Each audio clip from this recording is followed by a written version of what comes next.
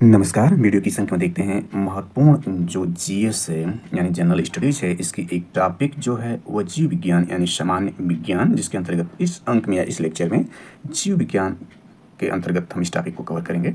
और यह देखें तो समसामयिक घटना चक्र की प्रस्तुति दृष्टि 2024 इसमें चित्रात्मक प्रस्तुति है। इसके अंतर्गत यदि हम देखें तो अनुक्रमणिका देखें तो इसमें सबसे पहला टॉपिक जीव विज्ञान है। इसी पर इस लेक्चर में हम चर्चा करेंगे। हालांकि इसमें रसायन विज्ञान, भौतिक विज्ञान, कंप्यूटर एवं प्रौद्योगिकी, अंतरिक्ष रक्षा प्रौद्योगिकी शामिल है, लेकिन इस अंक के इस लेक्चर में हम जीव विज्ञान संबंधी महत्वपूर्ण टॉपिक पर चर्चा करने जा रहे हैं। चलिए देखते हैं, यानी सामान्य विज्ञान इन कॉमन साइंस के अंतर्गत जो कि टॉपिक है, ये देखें तो यूपीपीएससी द्वारा आयोजित अपर पीटी एग्जाम 2024 की जो सिलेबस के लिए जो महत्वपूर्ण 7 टॉपिक है, उसमें देखें जो 7वें टॉपिक है वह सामान्य विज्ञान से संबंधित है, तो वही कॉमन साइंस। और इसमें सबसे महत्वपूर्ण टॉपिक जीव विज्ञान ही है। सामान्य विज्ञान में जीव विज्ञान का वेटेज ज़्यादा है, या हर बार ज़्यादा रहता है, तो इस पर हम चर्चा करने जा रहे हैं जीव विज्ञान। और साथ ही अन्य प्रतियोगी परीक्षाओं के अंतर्गत भी यह महत्वपूर्ण है। यानी देखें तो यूपीपीएससी द्वारा आयोजित अपर पीटी एग्जाम 2024 के अलावा आर एग्जाम 2023, इसके अलावा SPSC state public service commission के अंतर्गत देखें तो 17वें BPSC PT exam 2024, MPSC PT exam 2025, JPSC, RPSC, UPPSC, साथ ही संघ लोक सेवा आयोग यानी यूपीएससी, एसएससी, यूपीटीपीएससी के लिए अंक अति महत्वपूर्ण होगा। तो इसमें सबसे पहले देखते हैं जीव विज्ञान या बायोलॉजी के बारे में देखते हैं। तो जीव विज्ञान देखें तो यह है, यानी देखें तो यह बायोस जो जीवन है और लोगोस अध्ययन है, यानी बायोलॉजी जो बायोलॉजी शब्द है, इसमें बायोस जीवन है और लोगोस जो है वो अध्ययन यानी जीवों का अध्ययन बायोलॉजी है।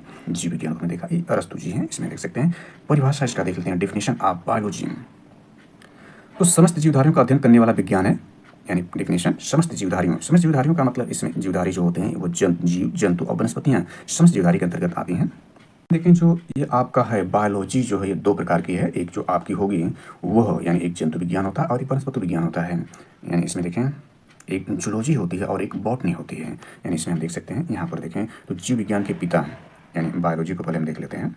बायोलॉजी जो है ये 2 है, एक होगी जूलॉजी होगी, एक बॉटनी होगी। जूलॉजी जिसमें जीव जंतुओं का अध्ययन किया जाएगा और बॉटनी जो होगी उसमें वनस्पतियों का अध्ययन किया जाता है।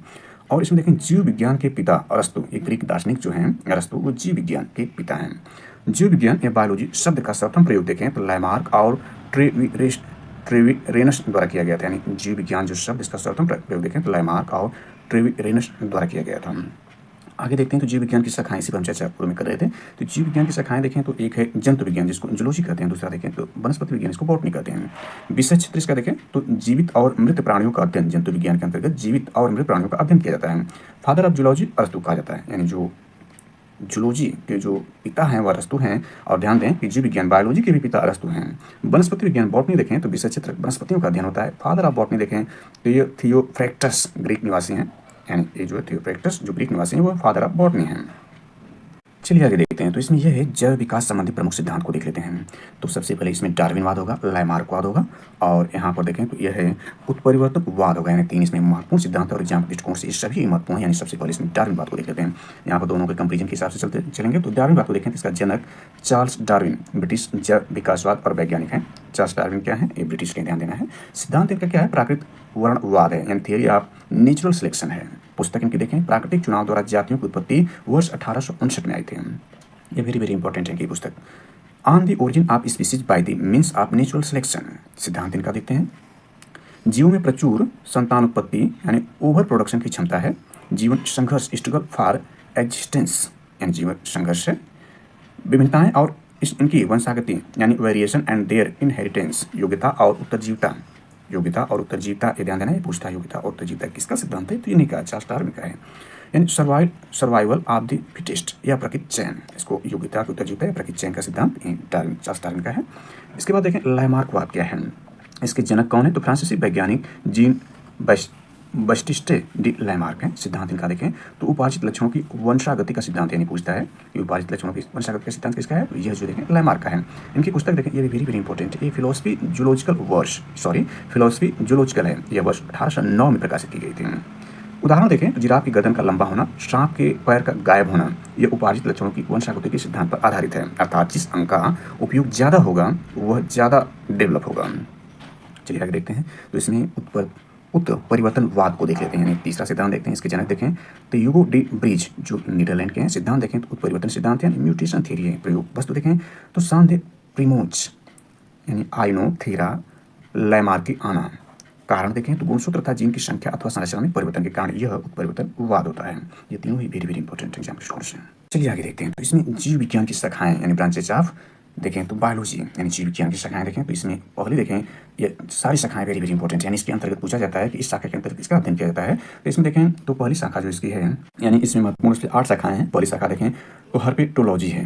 हर्पेटोलॉजी इसके अंतर्गत क्या अध्ययन करते हैं? उभयचर सरीसृपों का अध्ययन किया जाता है। ये पूछा जाएगा कि यानी जीव विज्ञान की वह शाखा जिसके अंतर्गत उभयचर सरीसृपों का अध्ययन किया जाता है उसको क्या कहते हैं? तो हर्पेटोलॉजी कहा जाता है। या पूछा जाएगा कि हर्पेटोलॉजी के अध्ययन अंतर्गत किसका अध्ययन किया जाता है? तो इनका अध्ययन किया जाता है। इसके बाद जूलॉजी के अंतर्गत जंतुओं का अध्ययन किया जाता है। बॉटनी देखें तो पादपों का अध्ययन किया। पादप का मतलब ये होता है वे जीव जो पैरों से भोजन ग्रहण करते हैं, पादप है। इसके बाद पैडोलॉजी है, मृदा का अध्ययन इसमें किया जाता है। इसके बाद जेनेटोलॉजी है, मनुष्य की वृद्धावस्था संबंधी अध्ययन होता है। इसके बाद ऑस्टियोलॉजी है, अस्थियों का अध्ययन किया जाता है। इसके बाद डर्मेटोलॉजी है, त्वचा का अध्ययन किया जाता है। इसके बाद ट्रोफोलॉजी है, पोषक विधियों का अध्ययन इसमें किया जाता है। जीवधारियों के लक्षण देखें यानी जो जीव होगा उसके लक्षण क्या होंगे, यानी जो निर्जीव में लक्षण नहीं पाए जाएंगे वो जीव में पाए जाएंगे। तो जो जीवधारी है था जिसमें जीवन उसके क्या लक्षण है, किस आधार पर हम कहेंगे किसमें जीवन है? तो इसमें देखें वह श्वसन करेगा, इसमें उपापचय होगा, कोशिका संरचना होगी, जीव द्रव्य होगा, जीवन चक्र होगा, उत्सर्जन होगा, वृद्धि होगी, प्रजनन होगा, पोषण होगा। ये सारे लक्षण जीवधारियों के हैं।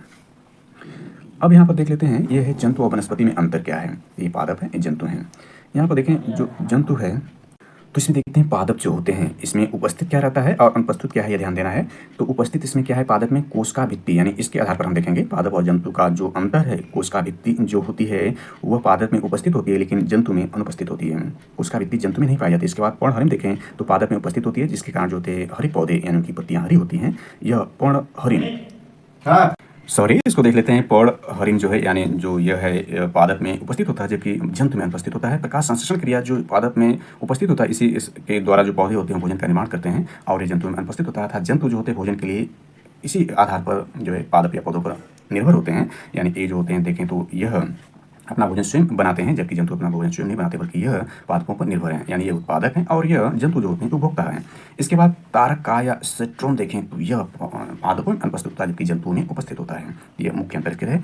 जैव विकास की मौलिक परिकल्पना देख लेते हैं तो परिवर्तन के साथ अवतरण यानी जैव विकास की मौलिक परिकल्पना के अंतर्गत देखें तो परिवर्तन के साथ अवतरण जो है यानी descent with change or modification इसके अंतर्गत देखें अर्थात निम्न कोटि के सरल जीवों से क्रमिक परिवर्तनों द्वारा अधिक विकसित और जटिल जीवों की उत्पत्ति होती है। जैसे देख सकते हैं यानी आधुनिक मानव का विकास देखें किस चरणबद्ध ढंग से हुआ है इसको देखा जा सकता है। यानी ये जो पूर्वज हैं ये देखें तो मंकी के तौर पर है, उनका आधुनिक विकास मानव जो है आज होमो सेपियंस के रूप में मानव का विकास हुआ है। ये जो है इस पर हम आगे डिटेल में चर्चा करेंगे इन सारे टॉपिकों के अंतर्गत ये सब क्या है, हालांकि हम अंतर केवल देखे हैं। इसके बाद ये देखते हैं घास की उपलब्धता यानी यहाँ देखें तो घास की उपलब्धता से अगली टांगों व गर्दन यानी घास की उपलब्धता से अगली टांगों गर्दन के कम प्रयोग के कारण इन अंगों की कम लंबाई यानी शुरुआती दौर देखें।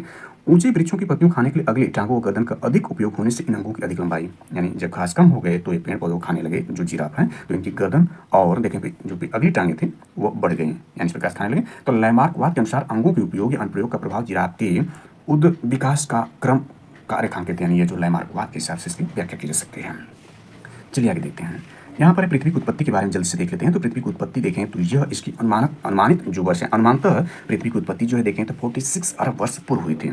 पृथ्वी पर जीवन की उत्पत्ति के संदर्भ में यानी विभिन्न सिद्धांत या परिकल्पनाएं हैं उसको यहाँ पर देख सकते हैं कि यानी जो पृथ्वी पर जीवन संबंधित जो है वह कौन से इसमें सिद्धांत व परिकल्पनाएं उसको देखें तो सबसे पहला देखें स्वतः उत्पादन या अजीववाद जीवोत्पत्ति मत है। इसके जनक देखें तो थेल्स एनाक्सिमैंडर प्लेटो अरस्तु इत्यादि हैं। सिद्धांत इनका निर्जीव पदार्थों से सजीव की उत्पत्ति मानते हैं। इसके बाद विशिष्ट सृष्टिवाद को देखें यानी पृथ्वी की उत्पत्ति हमने देख लिया। इसके बाद पृथ्वी पर जीवन की उत्पत्ति के संदर्भ में मत को हम देखते हैं। इसमें दूसरा है विशिष्ट सृष्टिवाद। इसके जनक देखें तो आर्क बिशप उशर फादर स्टोरेज सिद्धांत ईश्वर जैसी अलौकिक शक्ति के कारण यह हुआ। तीसरा देखें इसमें ब्रह्मांडवाद है। इसके जनक देखें तो रिचटर प्रेयर हेमरोज एर्डिनियस आदि हैं। इसका सिद्धांत जीवन अमर है। इसके बाद देखें अगला जो है यह प्रलयवाद एवं आकस्मिक कार्निक उत्पत्ति का मत है। इसके जनक क्यूवियर है। सिद्धांत प्रलय या क्रांति है। इसके बाद भौतिकवाद देखते हैं जो इसका महत्वपूर्ण है भौतिकवाद या पदार्थवाद। इसके जनक देखें तो E.I. ओपेरियन है। पुस्तक जीवन की उत्पत्ति ओरिजिन ऑफ लाइफ है। सिद्धांत रासायनिक उद्विकास रासायनिक उद्विकास के फलस्वरूप जीवन की उत्पत्ति जो कि आधुनिक हिसाब से यही मान्य है। प्रमुख तथ्य इसको देख लेते हैं तो जीवन अर्थात प्रारंभिक जीवों न्यूक्लियोप्रोटीन्स के कण यानी वायरस की उत्पत्ति लगभग 4 वर्ष पूर्व 3.8 अरब वर्ष पूर्व कलायुक्त यानी मेम्ब्रेन्स बाउंड प्रोकैरियोटिक कोशिका की उत्पत्ति लगभग 2 अरब वर्ष पूर्व यूकैरियोटिक कोशिका की उत्पत्ति। ये 4 अरब वर्ष पूर्व होगा, यहाँ अरब भूल गया है। इसमें देखिए प्राचीन आदिम पृथ्वी के वायुमंडल में ऑक्सीजन गैस नगण्य उपस्थित थी। Methane NCH4 ammonia NH3 carbon dioxide NCO2 आदि गैसें उपस्थित थीं। यानी प्राचीन आदिम पृथ्वी के वायुमंडल में ऑक्सीजन नहीं थी, ये ध्यान देना है। आगे नेक्स्ट देखते हैं तो भूवैज्ञानिक कालक्रम यानी जियोलॉजिकल टाइम स्केल को देख लेते हैं इसमें। यानी इसके अंतर्गत देखें तो आयु देख लेते हैं, तो आयु क्या है, समय की सबसे बड़ी इकाई है। आयु देखें तो समय की सबसे बड़ी इकाई है। महाकल्प देखें, इरा देखें तो समय की एक इकाई जो एक आयु से छोटी लेकिन एक कल्प से अधिक लंबी होती है। इसके बाद कल्प देखें, पीरियड देखें तो एक महाकल्प से कम लेकिन युग से अधिक समय की एक इकाई है। युग देखें तो एक कल्प से कम की एक इकाई है। इसके बाद देखें यहाँ पर आपका यह है यानी प्री कैम्ब्रियन महाकाव्य, प्री कैम्ब्रियन इरा को देखें तो आर्कियोलॉजिकल महाकाव्य है।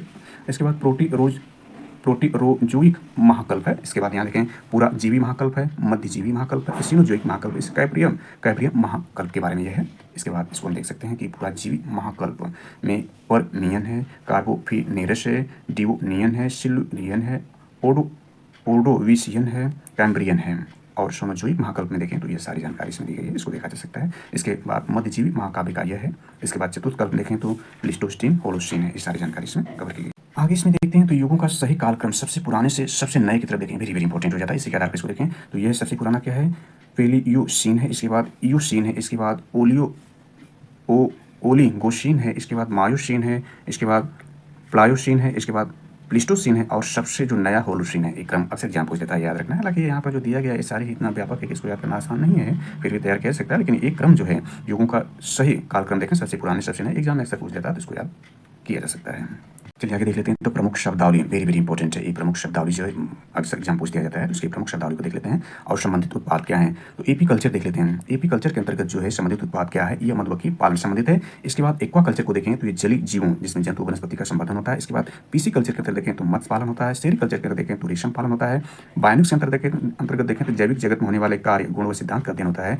सिल्वी कल्चर के अंतर्गत देखें तो वन संवर्धन होता है। फ्लोरिकल्चर के अंदर देखें तो फूलों की खेती या पुष्प कृषि होती है। और लेरिक कल्चर के बारे में देखें तो सब्जियों की खेती, वेरी वेरी इंपॉर्टेंट है। इसमें हार्टिकल्चर के बारे में देखें तो फलों सब्जियों एवं मसालों की जो होती है कृषि की जाती है। इसके बाद देखें तो पोमोलॉजी के अंतर्गत देखें तो फलों की कृषि की जाती है। विटीकल्चर के अंतर्गत अंगूर खेती की जाती है, वेरी वेरी इंपॉर्टेंट है। मूरी कल्चर के अंतर्गत देखें तो सतूत की खेती की जाती है। इसके बाद हाइड्रोपोनिक्स या एरोकल्चर के अंतर्गत देखें तो मृदा विहीन पादप संवर्धन होता है। नेक्स्ट में यानी वीडियो के नेक्स्ट लेक्चर में इसको कवर करेंगे, वर्की टेक्सोनॉमी या इत्यादि इसका जो शेष पार्ट है वीडियो के नेक्स्ट पार्ट में कवर किया जाएगा। Thanks for watching this.